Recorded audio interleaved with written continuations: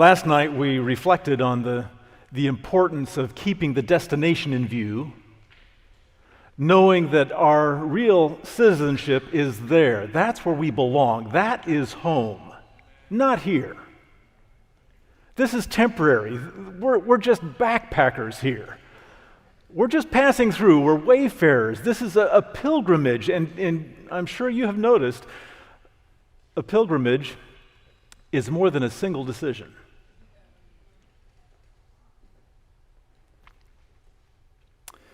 By 7 p.m. on October 20, 1968, in Mexico City's Olympic Stadium, it was beginning to get dark.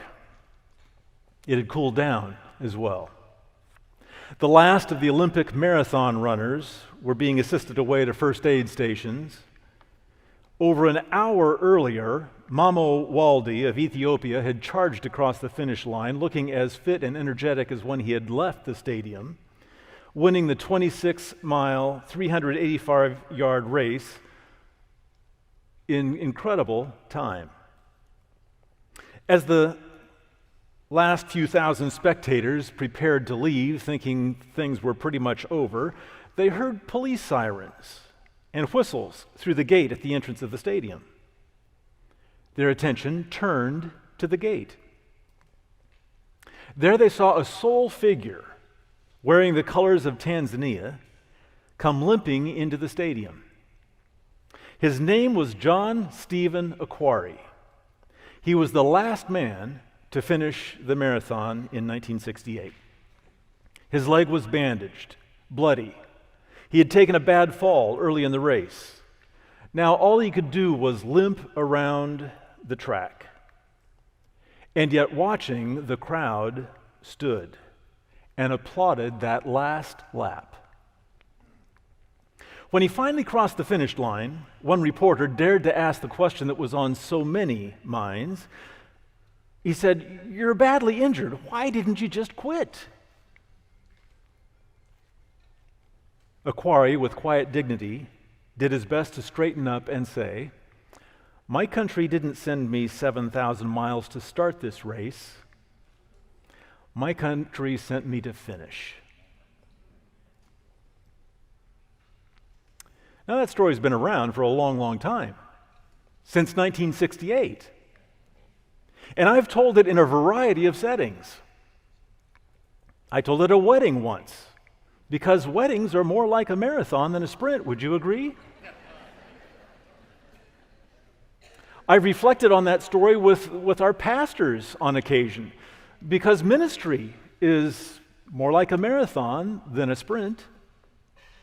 In fact, the Christian life is more like a marathon than a sprint. This pilgrimage is ongoing, and it gets difficult at times. Have you noticed? Because we're still here. We're not there. Yes, that simple story reminds us that any undertaking of consequence has less to do about a great beginning than it does the ending. So I ask you, do you remember your decision to follow Jesus? That in itself was a life-changing moment, was it not? But notice, it wasn't just a decision to accept Jesus as Savior, in other words, to forgive your sins, or even to accept Him as Lord, to lead and guide you to control your life, in fact, in the future. It wasn't a one-time decision. It was a decision to follow Him. Step by step, day by day. This was, in fact, your decision to become His disciple, a follower. It's one thing to sense God's call, His claim on your life, to give your life to Him, and we symbolize that in the rite of baptism. Do you remember your baptism? I remember mine.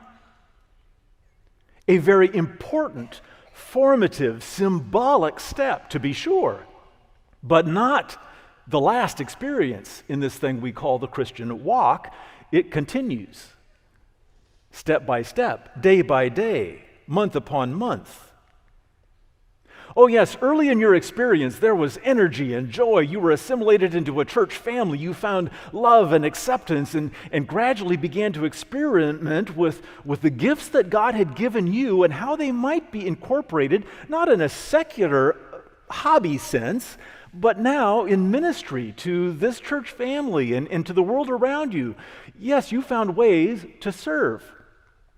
You found ways to become a part of this mission that we own together. Those were the good days as you were learning and growing and stretching and finding fulfillment and joy. But you've taken a few laps since then. The path of faith, this marathon, goes on and on.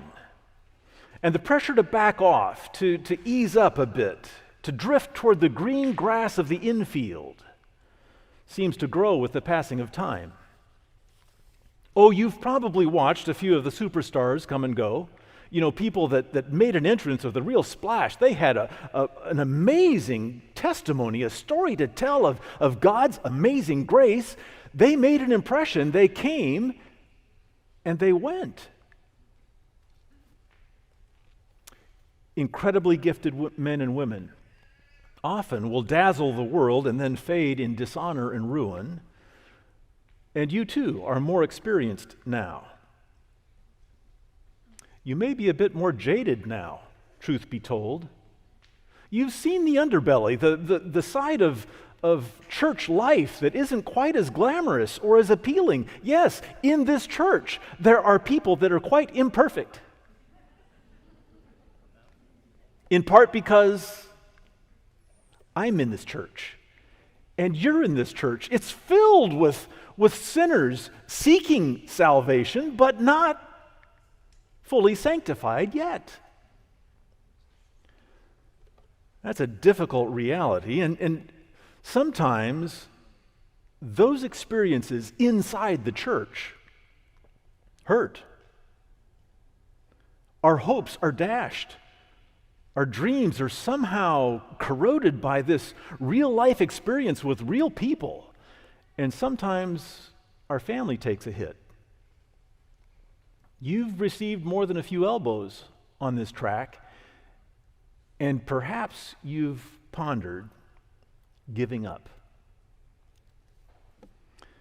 You know, you're not the first one to have those thoughts.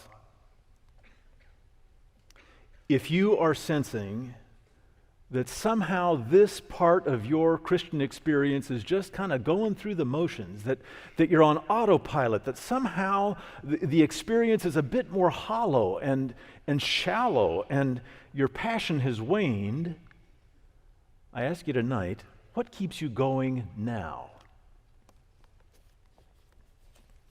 And so I invite you to again open this, our guidebook, to 1 Corinthians chapter 9. 1 Corinthians 9, beginning in verse 24. You know, it's interesting, and I don't think by accident, that the Apostle Paul often references the Christian experience to running. That's a different kind of pilgrimage, perhaps. It's not exactly backpacking, but what is it about running that attracts him in this comparison to spiritual experience? Well, let's read it here. 1 Corinthians 9, beginning in verse 24. Do you not know that in a race all the runners run, but only one gets the prize? Now, is he saying that this experience is like a foot race, and there's only going to be one winner admitted to heaven? You got to be fast. Is that what he's saying? Let's go on. Run in such a way as to get the prize. No, put everything into it. You want to give it your all. Verse 25, everyone who competes in the games goes into strict training. Now we're understanding why he's using this image. Strict training. They do it to get a crown that will not last. We do it to get a crown that will last forever. Oh, the prize is infinitely better, is it not? Why shouldn't you give it your best? All eternity is at stake. And then he says, verse 26, therefore I do not run like a man running aimlessly. I do not fight like a man beating the air. No, I beat my body and make it my slave, so that after I have preached to others, I myself will not be disqualified for the prize. Oh, there's much we can learn here. Yes, the experience of running is helpful because we all realize that running is not the same as thinking about running. It's not the same as talking about running. Not the same as watching videos that are inspiring about running. Running is running. It's more than just a decision. On Sunday morning, we're going to have a run walk here. Some of you will participate. 5K, 10K, a kiddie K. Come on, let's run. Well, some of you are ready to run. Some of you may not be. Later in October, we're going to have another Seventh-day Adventist Seven Bridges Marathon right here in Chattanooga. Would you like to run the marathon? It'd be so easy to sit here and say, okay. But saying okay is quite different than actually preparing to do so. Because running is a discipline, a discipline that is repeated day after day. You might start where you are right now, simply walking to the car, but tomorrow you'll walk just a little further than the car. And the day after that, you'll walk to the car and back, twice. Gradually, day by day, you'll increase the distance. You might even run a few steps. That's good. Keep it up. Eventually, a few steps becomes more steps. It becomes most of the time. And then there comes a day where you don't walk at all. You simply run. Oh, it's not fast, but you're running. You see, your body is becoming conditioned. It's getting stronger. It's called the training effect. You enter your first 5K, 3.1 miles, and you feel so good about it, you're energized to do it again. And as you get into this thing called running, you find yourself paying attention to your diet. Because you find that when you eat better, you run better. You pay more attention to getting adequate and regular rest. Because you find that that also is helpful. Yes, there's a whole bunch of stuff that goes into this experience called running. He says those that compete in the games go into strict training. Much like the Christian life. Our initial commitment is powerful, it's important, but it only has lasting meaning as it is repeated day upon day upon day. And each day God leads us a little further in this walk and gives us just a little more energy to go a little further with Him. And of course, if we're motivated simply by the applause of those in the stands and by the medal that we get at the conclusion, that's great, but those things are quickly lost or forgotten because that's a part of this experience here. He's saying, we run in this race not for the crown or the medal. We run because there's eternity. It's that Zion destination, right? All eternity with Jesus, with each other, with our families. That is motivation. That's the good part of this analogy. But notice that last verse, verse 27.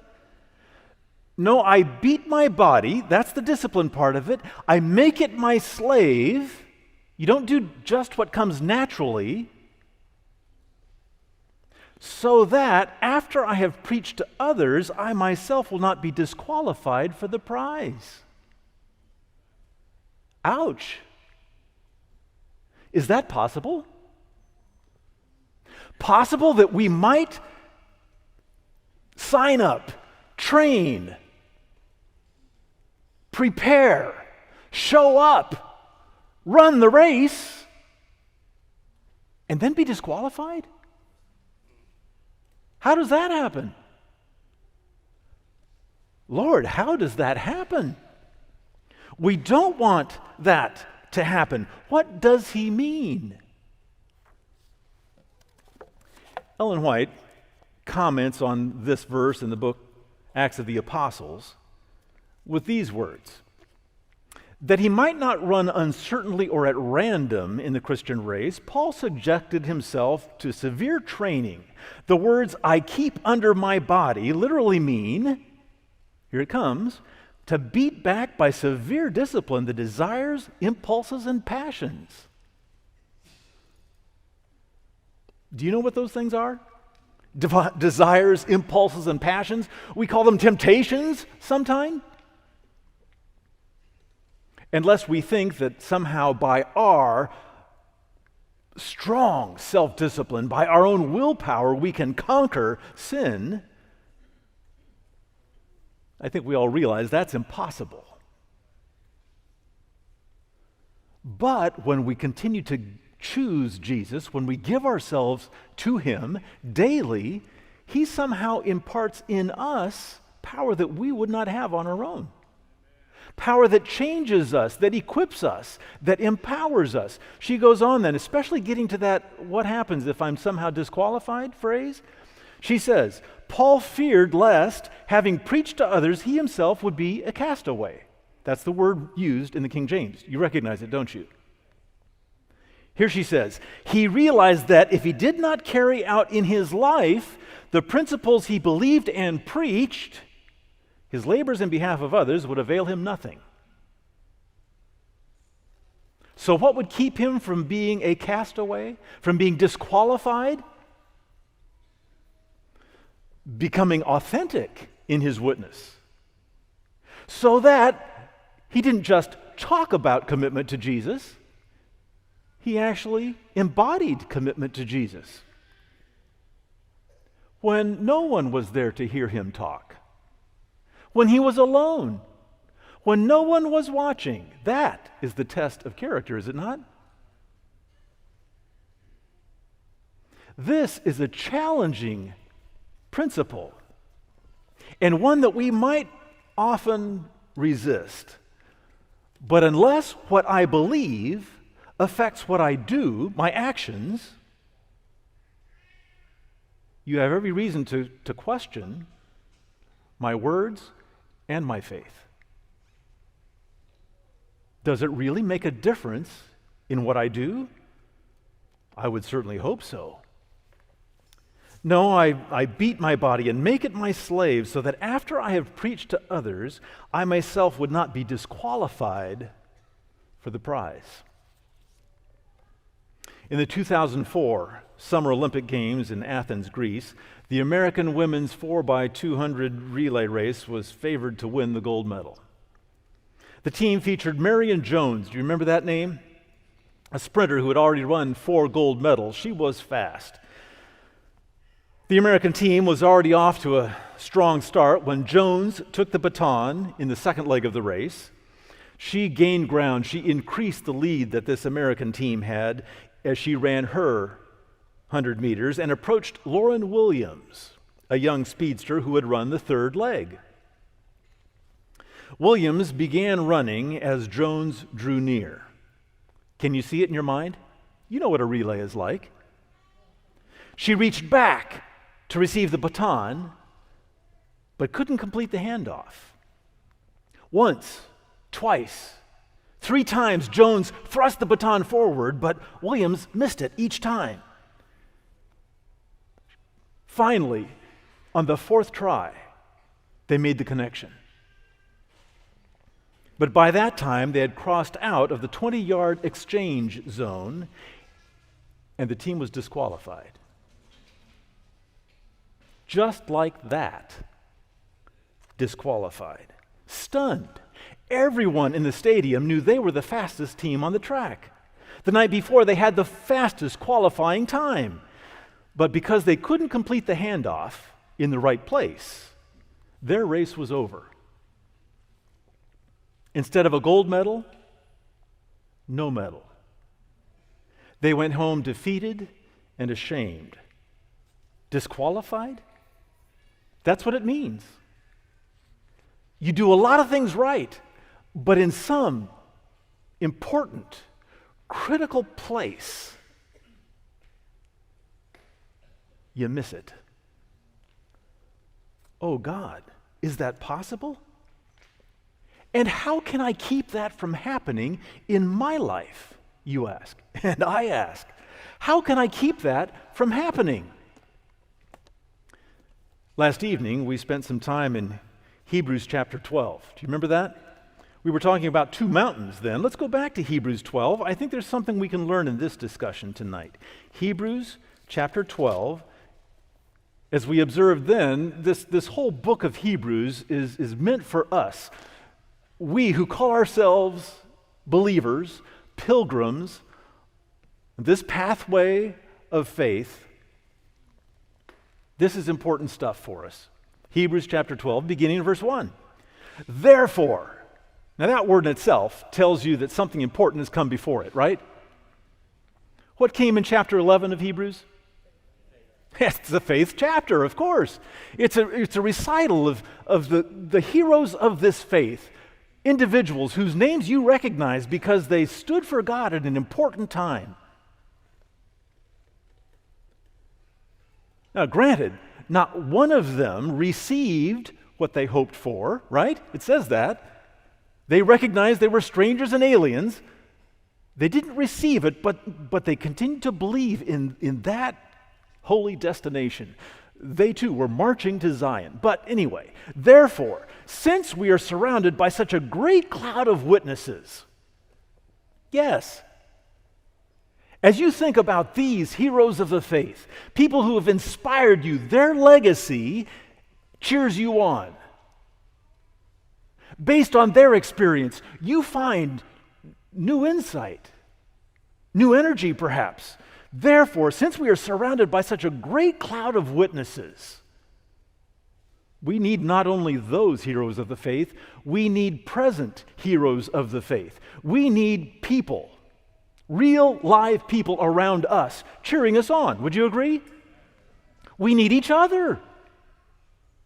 Church, if it should be anything, should be a place of encouragement where we come with our real struggles, not camouflaging them, not avoiding them, not denying them, where we come as we really are, but find in that place not judgment or censure, but encouragement.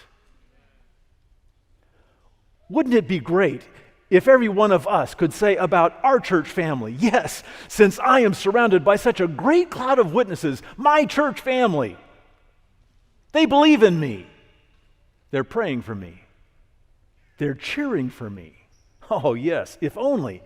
Since we are surrounded by such a great cloud of witnesses, let us throw off everything that hinders and the sin that so easily entangles, and let us run with perseverance the race marked out for us. There's that image again.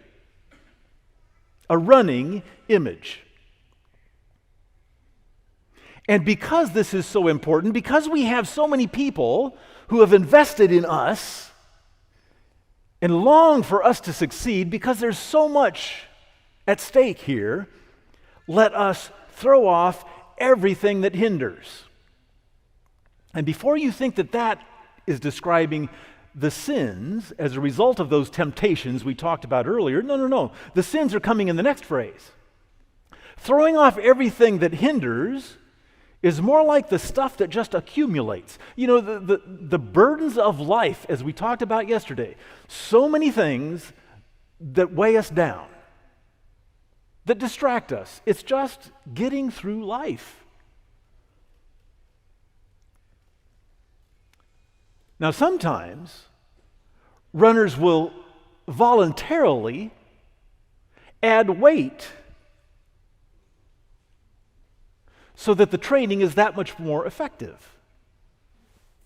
Some of you know Gary Rusted. Talk to him about his little Memorial Day celebration. He's a big CrossFit fanatic. I don't understand Gary. Why would he want to spend that much time in a gymnasium? Get outside, breathe the fresh air. That's what I keep telling him. But no, he keeps going back to CrossFit. And on Memorial Day, I don't know if I have this exactly right, Gary, so you correct me if I'm wrong, but he said something about this whole group, this whole bunch, ran a mile, came back, did 100 pull-ups. You heard me right, not 10. 100 pull-ups, 200 push-ups, 500 sit-ups, and then ran another mile. I think that's right, but ask Gary. More importantly, he said that many in the group did so with a 20-pound vest on.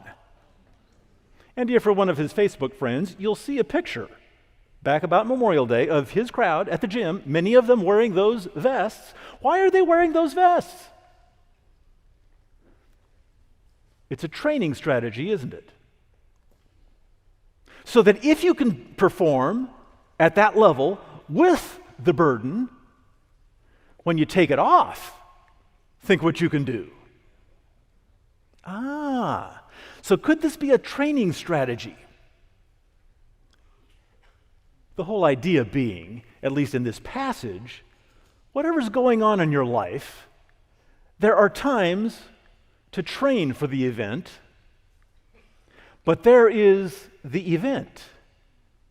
And when we come to the event, you let go of all that other stuff.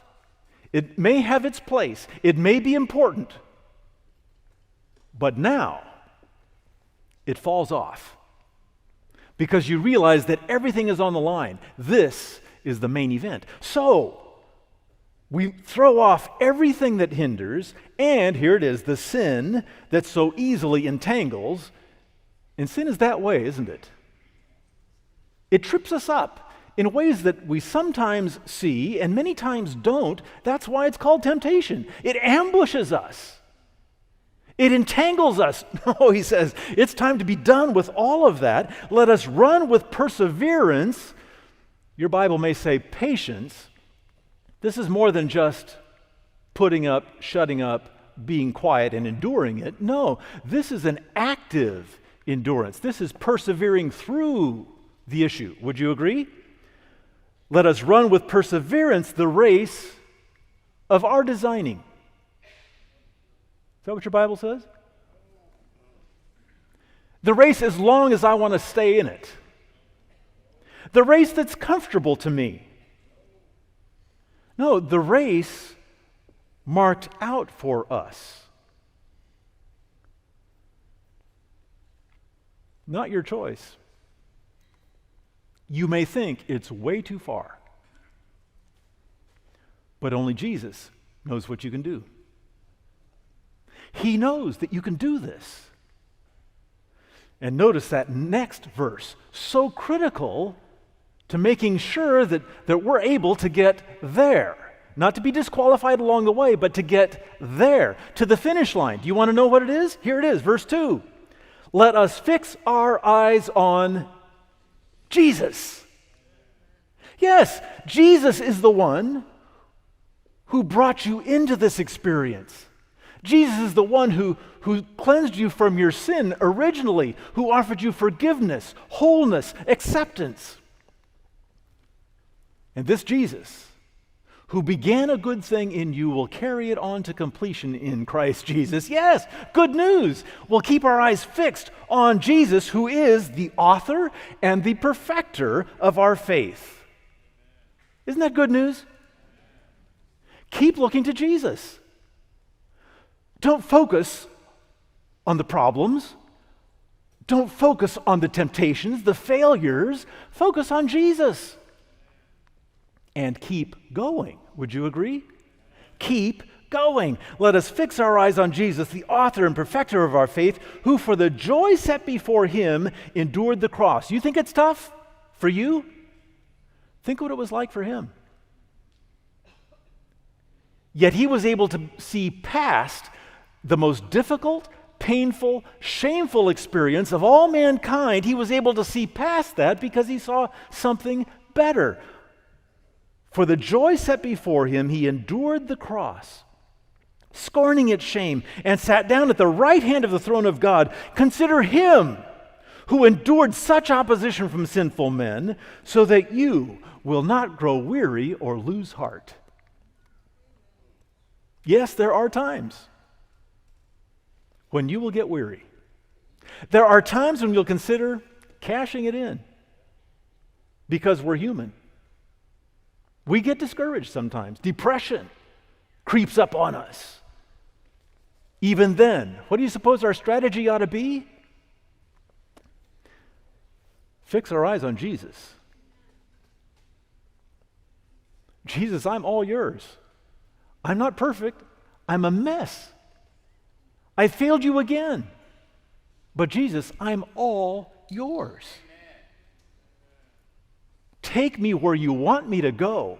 Give me new energy in these tired limbs. I can't do it on my own, but I'll fix my eyes on you. Yes, for every runner, you know that the point of your reference, where you're looking, makes an incredible difference in your performance. Keep your eyes on Jesus so that you will not grow weary or lose heart. Verse 12, therefore strengthen your feeble arms and weak knees, make level paths for your feet so that the lame may not be disabled, but rather healed. Yes, Jesus has a plan, a perfect plan, a plan that gets you through the tough stuff. Our place is to keep our eyes on Him. Eric the swimmer Musambi of Equatorial Guinea was an unlikely hero of the Sydney Olympic Games. You sense a kind of a theme to some of these stories? Yes, this 22-year-old African had only learned to swim in January of that Olympic year. He had only practiced in a 20-meter pool without lane markers. He'd never raced more than 50 meters. By special invitation of the International Olympic Committee, under a special program that permits poorer countries to participate even though their athletes really wouldn't meet customary standards, he had entered in the 100-meter men's freestyle. Freestyle is good. You can do it any way you want. When the other two swimmers in his heat were disqualified for false starts, you see where this is going? Musambani was forced to swim alone. Eric Musambani was, to use the words of an Associated Press story about this race, charmingly inept. He never put his head under the water. He flailed wildly just to stay afloat, much less make progress. And with 10 meters left to the wall, he virtually came to a stop. There was a lot of action, a lot of splashing, but not much progress. Some spectators thought he might drown.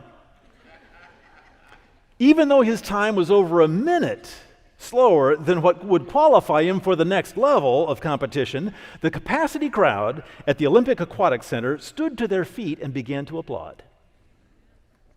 They cheered this swimmer, willed him, if they could, to the end of the pool. And after what seemed like an eternity, the African reached the wall and hung on for dear life. When he had caught his breath and regained his composure, the French-speaking Musambani said through an interpreter, "I want to send hugs and kisses to the crowd. It was their cheering that kept me going." Yes, we need a great cloud of witnesses that cheer us on, that keep us going, that will encourage us even when we think we're dying. You may also have seen a documentary on another incredible story of endurance. You know, ultra athletes get a lot of attention these days. The athletes that do incredible things. You know, running more than 100 miles, I think, is kind of an incredible thing. Some of them do it. It takes several days to do so. And then I came across this story. It happened several years ago, 2006, 2007. Yes, it spanned 111 days when 3 men ran across the Sahara Desert. That's right. 3 men. The oldest, I think he was the leader of the pack, at least I'd like to think so, was 44 years old. Charlie Engle was joined by Ray Zaheb and Kevin Lin from Taiwan. He was the youngest of the three. For 111 days, they ran the equivalents of 2 marathons a day, averaging between 44 and 50 miles a day. Their daily schedule was basically this.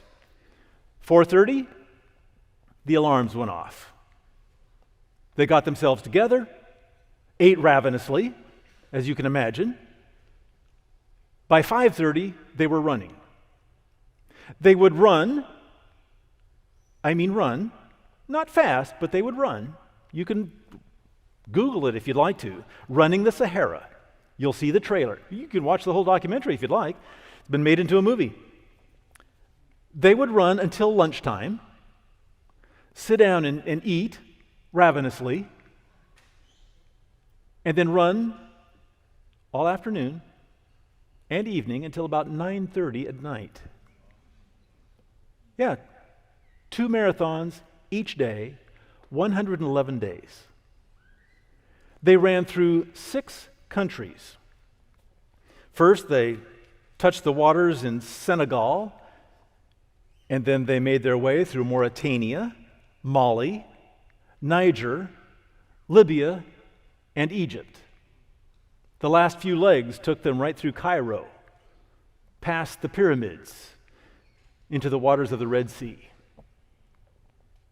Along the way, they faced blazing afternoons of 110 degrees or so. Nights were terribly cold. You can imagine the sandstorms. Some of the pictures you'll see will have their faces completely covered in makeshift bandanas and cloths wrapped around them. Many times they'd run with goggles on, but they kept running. Shin splints, tendinitis, blisters, injuries. They fell from time to time. You can imagine. It also records several of their intense conversations with each other. What are we doing? Why don't we just quit? Nobody's making us do this. It was your idea. No, it was your idea. I didn't think of this. Why did they do it? Because it was considered impossible. And it very nearly was. But amazingly, they made it. Yes, they had a support team, a whole team of reporters and those who were preparing their food, vast amounts of food, and most important and most critical was the water situation. Many of those places you'd go for hundreds of miles without water. Talk about endurance. I know of nothing more demanding than that. And while crossing the Saharan desert might sound amazing or incredibly stupid, I am certainly impressed by their endurance. And yet, I would be just as impressed, in fact, perhaps more so, by many of you who have shown incredible endurance in the face of long shot odds, difficult days, incredible hardship, loss unimaginable, and yet you keep pressing on. I say you deserve the medal when you finish your life still growing, still serving, still positive. When husbands and wives stay faithful to each other until death do us part, even though one of you is long since gone to Alzheimer's or ALS or some other debilitating disease, and yet you're still together. More power to you. Gold medal to you. To young people who have preserved their virginity until marriage in spite of crushing peer pressure, in spite of the society in which we live, they're committed to purity. Gold medal to you.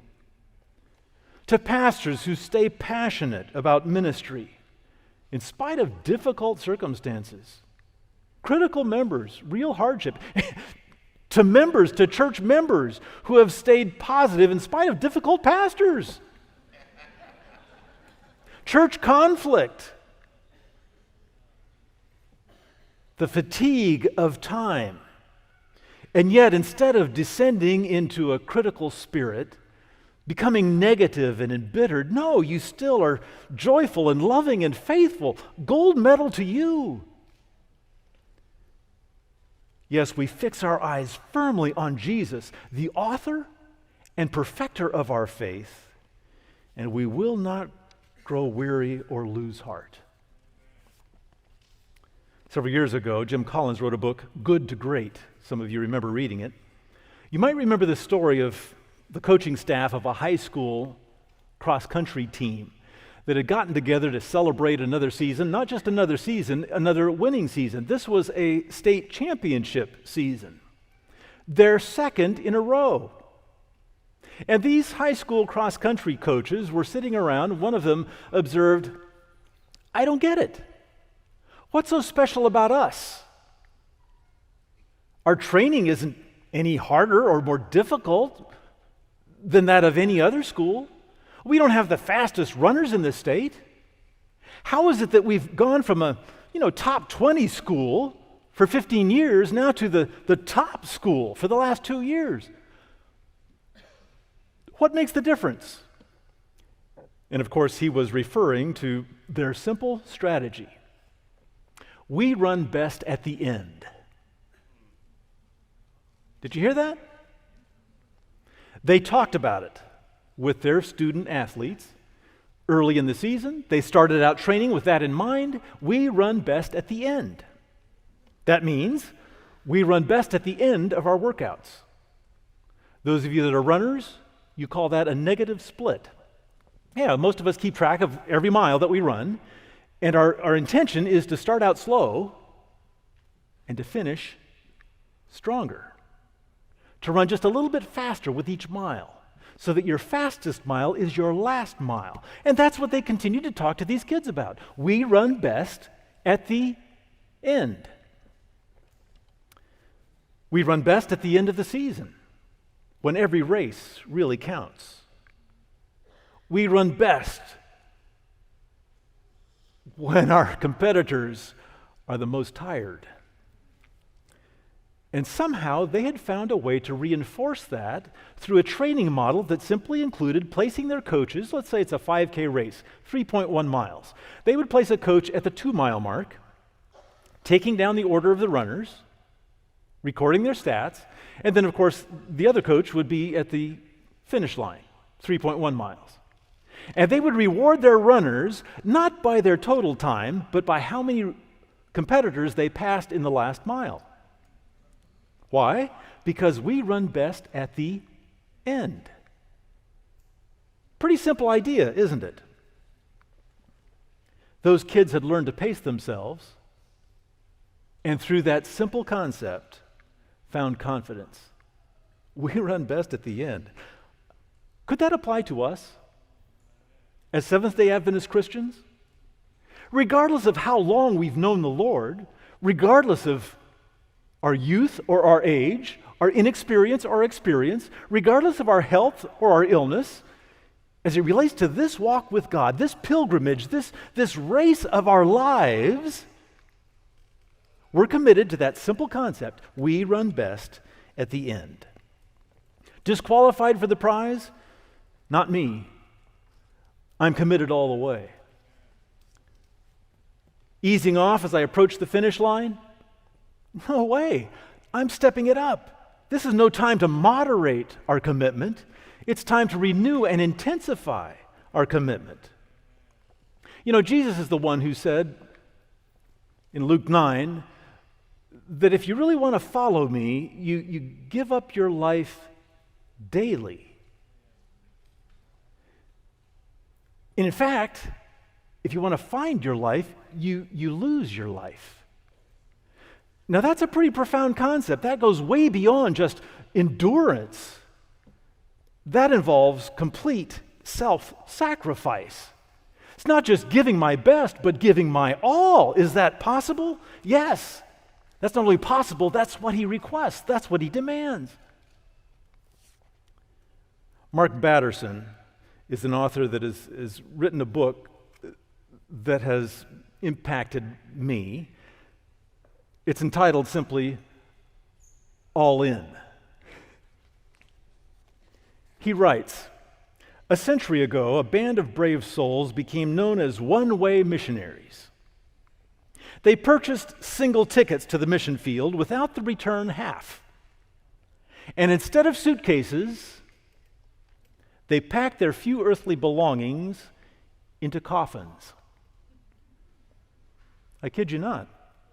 As they sailed out of port, they waved goodbye to everyone they loved, everything they knew.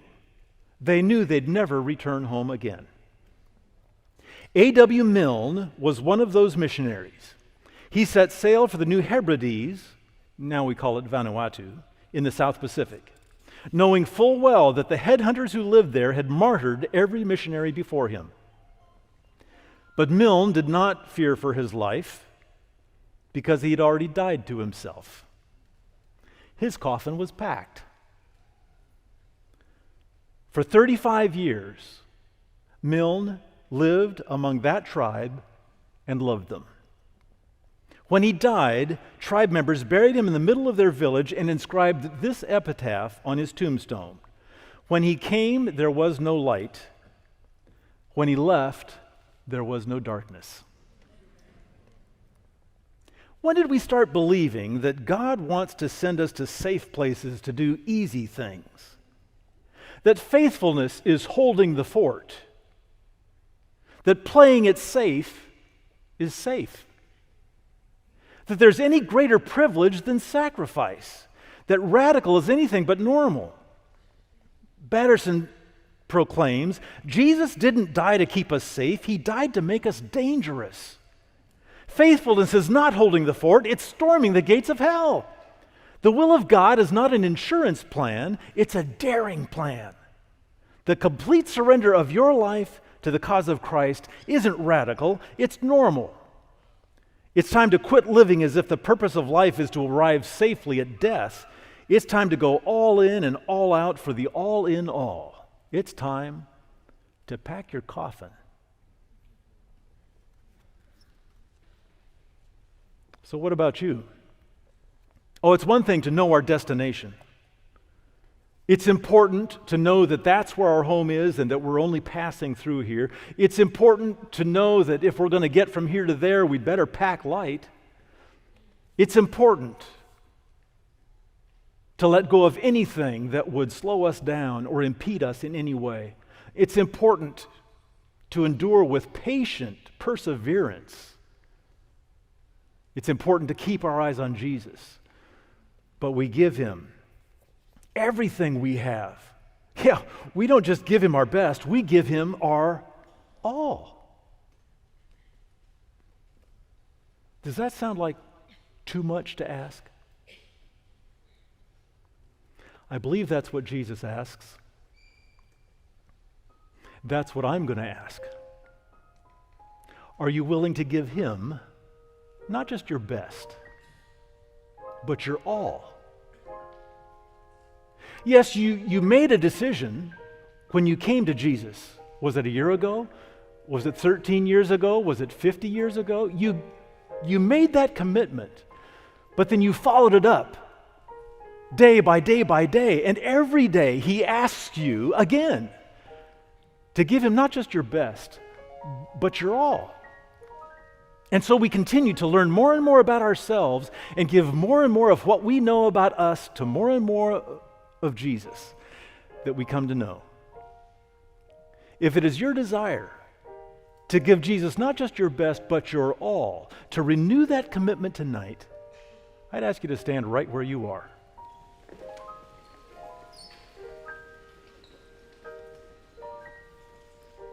Only you know what that decision means. But if you know that decision, the decision you have just made to give Jesus not just your best, but to give him your all, if this marks a significant turning point for you,